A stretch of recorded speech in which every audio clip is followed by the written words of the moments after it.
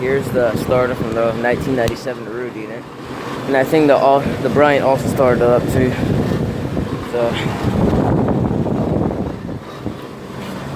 and it was pretty hot in there, so that I had to turn these two on. I got permission to film it. This is the actual freeze rig that I started up inside, but should probably get this one starting up. And also, the Goodman's really dirty because they're actually fixing up the door, as you can see. So yeah, we only have 3 central air conditioners in our church. But the Ruud's the only loudest one right here. Alright, thank you guys for watching.